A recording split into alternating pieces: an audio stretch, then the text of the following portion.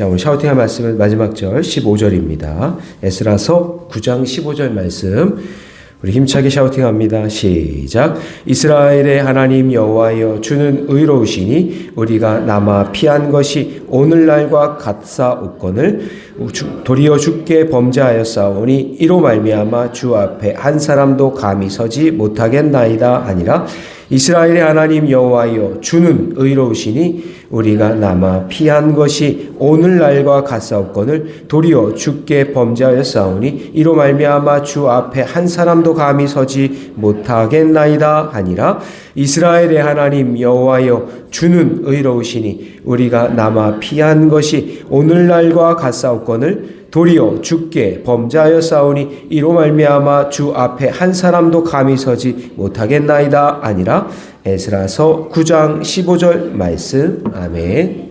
네, 오늘 함께 읽은 귀한 말씀을 가지고 또 무너진 나 그래도 하나님, 또 무너진 나 그래도 하나님 이란 제목으로 하나님 말씀 함께 나누겠습니다.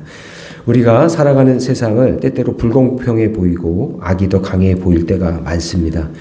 그래서 성경은 우리에게 분명히 선언합니다. 15절로 샤우팅할 말씀에 보니까 저를 한번 따라해 보세요. 주는 의로우시니, 네, 주는 의롭다라고 이렇게 얘기하시는 거죠.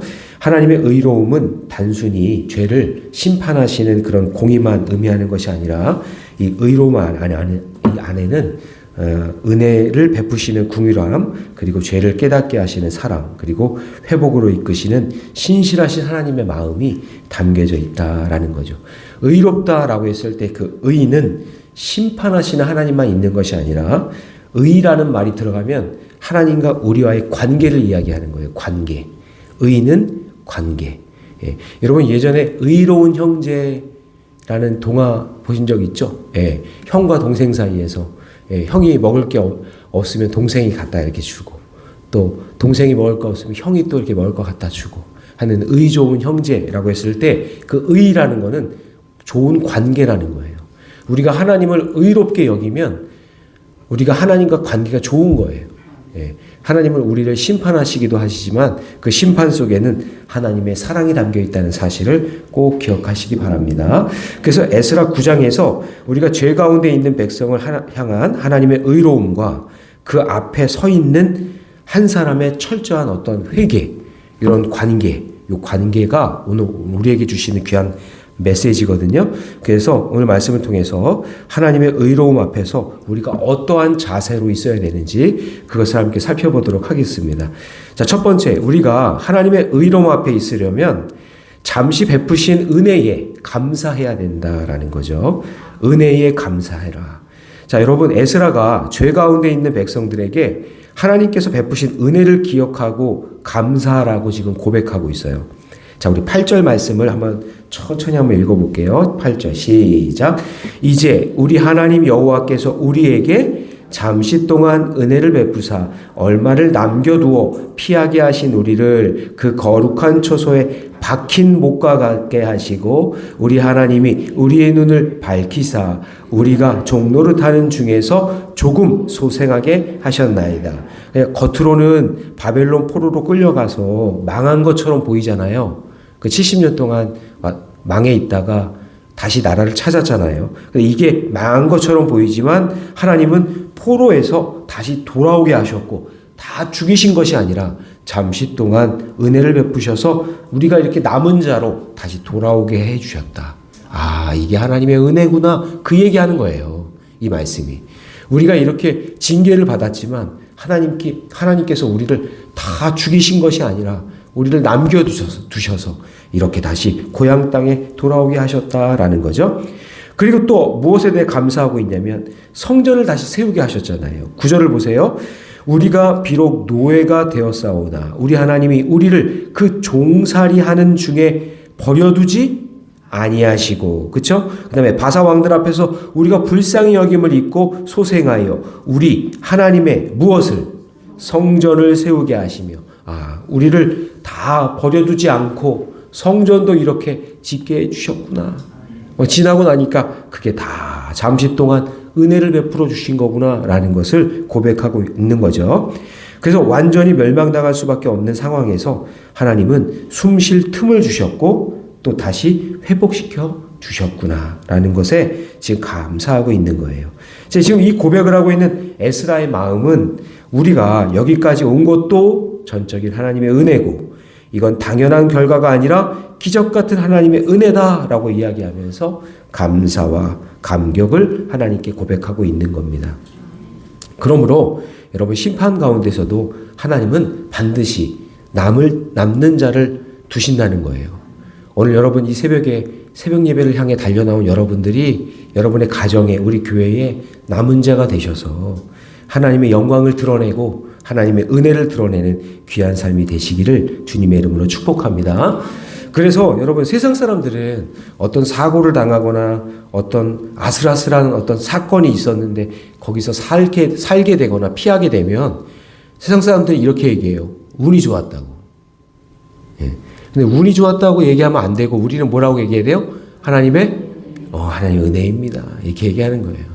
저는 가끔 어떤 권사님들도 그래요. 아유 목사님 운이 좋았어요. 예, 우리는 운이 아니라 하나님의 은혜죠. 예, 모든 게 다 하나님의 은혜예요. 그래서 하나님의 은혜입니다라고 고백할 수 있는 저와 여러분이 되시기 바랍니다.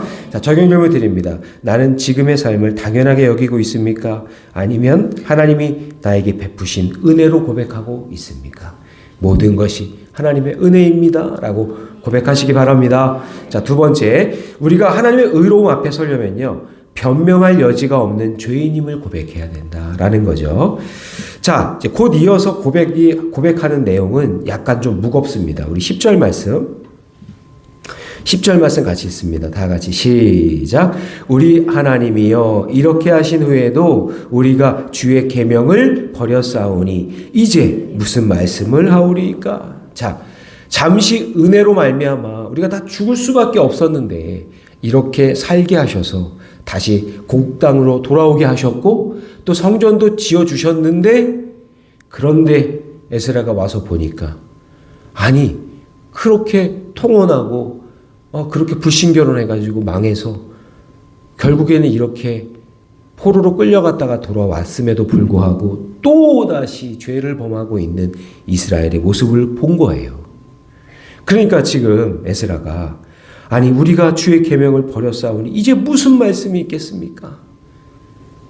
우리가 이제 더 이상 말할 그게 없습니다. 또 죄짓고 또 죄짓고 또 죄짓고 이렇게 살아가니 주님 어떻게 하면 좋겠습니까? 그렇게 지금 이야기하고 있는 거예요. 그래서 이게 지금 에스라의 심정은 어떻게 보면 단순한 죄책감이 아니라 하나님이 그렇게 베풀어 주신 은혜가 있었음에도 불구하고 그렇게 또 죄를 졌으니 수치스럽고 또 통탄스럽습니다 라고 하는 그런 마음으로 지금 10절을 이야기하는 거예요. 이게 과거에 실패가 있었고 하나님의 경고를 들었음에도 똑같은 죄를 지금 반복하고 있다는 점, 우리는 도저히 변하지 않는 존재인가? 변명할 여지가 없는 그런 존재라는 것을 고백하고 있는 거죠. 하나님, 저희는 변명할 여지가 없는 죄인입니다. 그렇게 솔직하게 고백하고 있는 거예요. 그래서 여러분, 우리가 살다 보면 반복되는 죄가 있을 수 있어요. 깨달았는데 또 살다 보니까 또 그 죄를 또 지고 있는 거예요. 예, 여러분 그럴 때라도 다시 주께로 나와야 돼요. 또 용서를 구하셔야 돼요. 우리는 그냥 늘 뼛속까지 죄인이니까. 근데 여러분 이러면 안 돼요. 뼛속까지 죄인이니까 죄 짓는 게 그냥 당연해. 나 또 죄 짓 거야. 또 용서하면 돼. 또 죄 짓고 또 용서하고 또 죄 짓고 또 용서하고. 그건 미련한 사람이에요. 미련한 사람. 여러분 반복되는 일들 가운데 그게 죄라고 한다면 그걸 끊어낼 수 있는 믿음을 달라고 기도하셔야 되잖아요. 그죠? 근데 또 용서해 주신다고 또 죄 짓는 거는 그건 진짜 미련한 거잖아요. 그래서 이스라엘은 하나님의 명령을 이미 알고 있음에도 불구하고 이방 민족과 혼합돼서 또다시 죄를 범했다고 하는 그런 내용을 또 11절에서 고백하는 거예요. 11절 같이 읽습니다. 시작. 전에 주께서 주의 종 선지자들에게 명령하여 이르시되 너희가 가서 얻으려 하는 땅은 더러운 땅이니 이는 이방 백성들이 더럽고 가증한 일을 행하여 이 끝에서 저 끝까지 그 더러움으로 채웠습니다. 그러니까 말씀을 알았지만 순종하지 않았다는 얘기죠. 그래서 우리는 변명할 여지가 없는 죄인임을 날마다 고백할 수 있어야 된다라는 거죠. 그러나 하나님은 우리가 변명할 여지가 없는 죄인임에도 또 고백하면 또다시 기회를 주시고 또다시 살 길을 열어주신다. 그 말씀이 아주 길게 이야기하시는 말씀이 바로 12절입니다. 제가 읽어볼 테니까 여러분 한번 들어보세요. 그런즉 너희 여자들을 그들의 아들에게 주지 말고 그들의 딸들을 너희 아들들을 위하여 데려오지 말며 그들을 위하여 평화와 행복을 영원히 구하지 말라. 그리하면 뒤부터 읽어봅니다. 시작. 너희가 왕성하여 그 땅의 아름다운 것을 먹으며 그 땅을 자손에게 물려주어 영원한 유산으로 물려주게 되리라 하셨나이다. 아멘. 또다시 이렇게 죄를 고백하니까 하나님께서 그러지 마라. 너희들 그렇지 않으면 내가 이렇게 복을 줄 거야 라고 하면서 영원한 유산에 대한 이야기를 해주시는 거예요. 이스라엘 백성들이 광야에서 하나님의 기적을 수도 없이 경험했잖아요. 홍해가 갈라지는 걸 봤어요. 그리고 목마르다 그러니까 반석을 쳐서 물이 나오는 걸 봤어요. 하늘에서 만나와 메추라기를 내려주시는 걸 봤어요. 우리도 인생 살면서 그런 기적 같은 일을 많이 경험하잖아요. 그런데도 불구하고 출애굽기 34장에 가보면 모세가 하나님 율법 받으려고 시내산에 올라갔다가 내려왔더니 뭐하고 있어요? 금송아지 만들어 놓고 있는 거예요. 아니 출애굽기 내내 기적을 경험했잖아요. 출애굽기 내내 하나님이 인도해 주셨잖아요. 구름기둥과 불기둥으로 인도해 주셨잖아요. 여러분도 그렇게 고백하잖아요. 하나님이 내 인생을 구름기둥과 불기둥으로 인도해 주셨다고. 그 출애굽기 내내 그렇게 한 거거든요. 그런데 모세가 잠깐 없는 사이에 뭘 만들었다고요? 금송아지 만들어 놓고 거기다가 절을 하는 거예요. 그게 인간이에요. 그게 우리예요. 그게 나예요. 그게 나. 그래서 기적을 보고 말씀을 알아도요. 순종하지 않으면 소용이 없다라는 걸 우리에게 보여주시는 거잖아요. 그래서 여러분 오늘도 반복되는 죄를 범하지 않도록 영적으로 깨어 있으시기를 바랍니다. 그리고 혹시 내가 죄가 있다면 내가 변명할 여지가 없는 죄인임을 솔직하게 고백할 때 하나님께서 나를 또 만져주시고 나를 또 용서해 주실 줄 믿습니다. 그래서 우리는 끊임없이 내가 죄인임을 고백하며 살아가야 된다라는 겁니다. 자, 적용 질문 드립니다. 나는 변명할 여지가 없는 죄인임을 고백하고 있습니까? 나는 말씀을 아는 사람입니까? 아니면 말씀에 순종하는 사람입니까? 여러분 아는 것에 그치지 말고 순종하며 살아가시기를 주님의 이름으로 축복합니다. 자, 세 번째요. 하나님의 의로우심 앞에 섰을 때 나의 죄의 무게를 인정하고 회개해야 된다라는 겁니다. 자, 우리 13절 말씀. 13절 같이 있습니다. 시작. 우리의 악한 행실과 큰 죄로 말미암아 이 모든 일을 당하였사오나 우리 하나님이 우리의 죄악보다 형벌을 가볍게 하시고 이만큼 백성을 남겨주셨사오. 자, 여러분 여기다 빗줄을 쳐야 돼요. 우리 죄악보다 형벌을 어떻게? 가볍게 하시고. 여러분 이게 정말 놀라운 말씀이에요. 자, 보세요. 우리 죄악보다 형벌을 가볍게 하셨대요. 그러니까 우리 죄악이 더 크다는 얘기죠. 근데 그 죄악에 대한 형벌을 하나님이 우리에게 가볍게 하신다. 감당하게 할 수 있는 형벌을 주시겠다. 그렇게 얘기하시는 거예요. 또 한 가지 뭐냐? 우리의 죄악이 이렇게 크구나 라는 것을 또 깨닫게 하시는 거예요. 그래서 에스라는 하나님의 징계가 자신들의 죄보다 가볍다는 사실을 인정하고 있어요. 그럼에도 불구하고 또 죄 짓는 거예요. 또 죄를 졌어요. 이렇게 큰 죄를 범했으면 이제는 깨닫고 돌아와야 되는데 그렇지 못한다는 얘기예요. 그렇게 죄보다 가볍게 형벌을 해주셨으면 감사합니다. 다시는 죄를 짓지 않겠습니다. 라고 해야 되는데 그런데 배은망덕한 이스라엘 백성들은 또 말씀을 거역하고 가증한 백성들과 통혼했다라는 얘기를 14절에서 또 하는 거죠. 우리 14절 말씀 같이 있습니다. 시작. 우리가 어찌 다시 주의 계명을 거역하고 이 가증한 백성들과 통혼하오리까? 그리하면 주께서 어찌 우리를 멸하시고 남아 피할 자가 없도록 진노하시지 아니하시리까? 아니 이제는 정말 이러면 안 되는데 우리에게 이렇게 감당할 만한 징계를 주셔서 형벌을 주셔서 이렇게 남은 자가 되었는데 이제는 죄를 짓지 말아야 되는데 그럼에도 불구하고 또 죄를 졌다라는 거죠. 그래서 하나님 앞에 감히 설 수 없는 그런 죄인입니다. 라고 고백하고 있는 겁니다. 그게 이제 15절 우리 샤우팅할 말씀인데 같이 있습니다. 시작. 이스라엘의 하나님 여호와여 주는 의로우시니 우리가 남아 피한 것이 오늘과 같사오거늘 도리어 주께 범죄하여 싸우니 이로 말미암아 주 앞에 한 사람도 감히 서지 못하겠나이다 하니라 하면서 에스라가 애통하는 마음으로 지금 하나님 앞에 회개 기도를 하고 있는 거예요. 그래서 여러분 이게 에스라의 중보기도예요.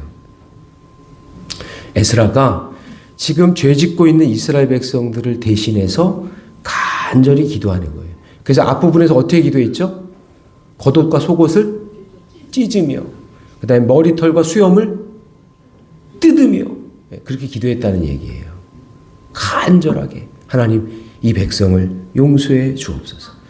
그래서 여러분 중보기도는 뭐냐면 내가 죄를 짓지 않았지만 다른 사람들의 죄를 내가 지은 것 같이 여기고 대신 기도하는 거예요.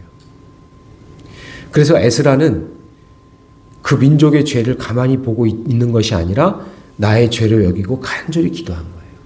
여러분 어쩌면 연결이 되어 있지 않다고 보겠지만 같은 민족이고 같은 가족이고 같은 성도라면 내 가족의 죄도 나의 죄로 여기고 여러분 기도하세요. 하나님 용서해 달라고. 하나님 불쌍히 여겨 달라고. 그럼 하나님께서 여러분의 기도를 응답해 주실 줄 믿습니다. 그래서 우리가 하나님의 의로움 앞에 설 때 변명 없는 회개가 있어야 되고 그리고 이 에스라 같이 애통하는 마음으로 함께 기도할 때 하나님께서 그 기도를 통해 선하고 아름다운 길을 열어주실 줄 믿습니다. 적용 질문 드립니다. 나는 죄를 지었을 때 변명하고 있습니까? 아니면 내 가족의 죄를 위해 내가 대신 기도하고 있습니까? 여러분 그렇게 기도할 때 하나님께서 하늘을 열어주시고 회개의 영을 부어주시고 그리고 응답해 주실 줄 믿습니다. 기도하겠습니다. 사랑의 하나님 주님의 은혜 감사합니다. 의로우신 하나님 우리가 받은 은혜를 잊고 살아온 죄를 용서해 주옵소서. 지금까지 살면서 수많은 은혜를 주셨고 수많은 위기에서 건져주셨고 하나님의 생명싸개로 우리를 선하게 인도해 주셨건만 우리는 말씀을 알면서도 순종하지 못하고 또 죄짓고 또 죄짓는 어리석음을 범했습니다. 주님 우리 새벽의 용사들 날마다 말씀으로 내 삶을 다시 한번 돌아볼 때에 우리를 불쌍히 여겨 주시고 죄악에 물들지 않도록 늘 영적으로 깨어있는 하나님의 백성 되게 하여 주시고 특별히 가족 가운데 내가 아는 사람들 가운데 범죄한 가운데 있다고 한다면 오늘 에스라의 심정을 가지고 옷을 찢으며 털을 뽑으며 하나님 그들을 용서해달라고 간절히 기도할 때 하나님께서 응답해 주실 줄 믿습니다. 하나님을 의로우심 앞에 겸손히 엎드리는 자들이 더욱더 많아지게 하여 주시고 이 나라를 위해 이 민족을 위해 그리고 연약한 자들을 위해 대신 기도할 수 있는 우리 새벽의 용사들이 다 되게 해 주옵소서. 하나님께서 또한 응답하여 주셔서 하나님의 살아계심을 경험하게 하여 주시옵소서. 이 모든 말씀을 주 예수님의 이름으로 기도하옵나이다. 아멘.